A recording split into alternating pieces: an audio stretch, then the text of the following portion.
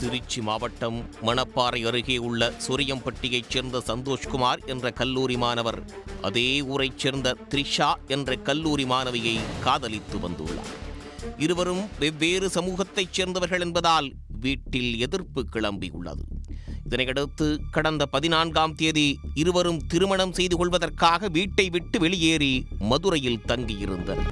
அவர்களை நாம் தமிழர் கட்சியின் மாநில கொள்கை பரப்பு செயலாளரும் பெண்ணின் உறவினருமான அருணகிரி என்பவர் தன்னுடைய நண்பர்களோடு சென்று சந்தோஷ்குமாரை கடத்தி அவர் மீது கொடூர தாக்குதல் நடத்தினார் என்பது புகார்.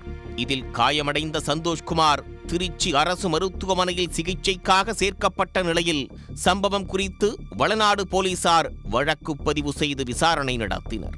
அதன் அடிப்படையில் நாம் தமிழர் கட்சி நிர்வாகி அருணகிரி, அவரது நண்பர்கள் பிரவீன்குமார், கார்த்திக் ஆகிய மூவரையும் கைது செய்தனர். தற்போது மூவரும் திருச்சி மத்திய சிறையில் அடைக்கப்பட்டுள்ளனர்.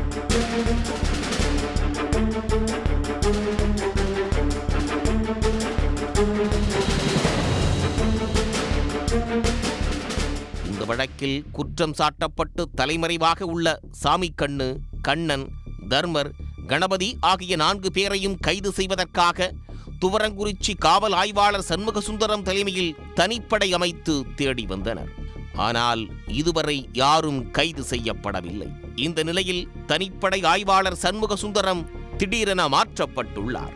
அவரை காவல் கட்டுப்பாட்டு அறைக்கு பணிமாற்றம் செய்து காவல்துறை உயர் அதிகாரிகள் உத்தரவிட்டுள்ளனர்.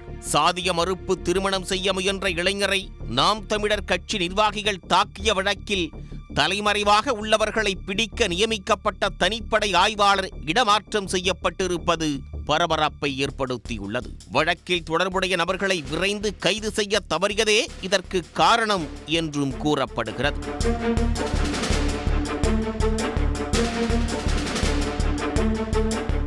உடனுக்குடன் செய்திகளை தெரிந்து கொள்ள சன் நியூஸ் பெல் ஐகானை கிளிக் பண்ணுங்க.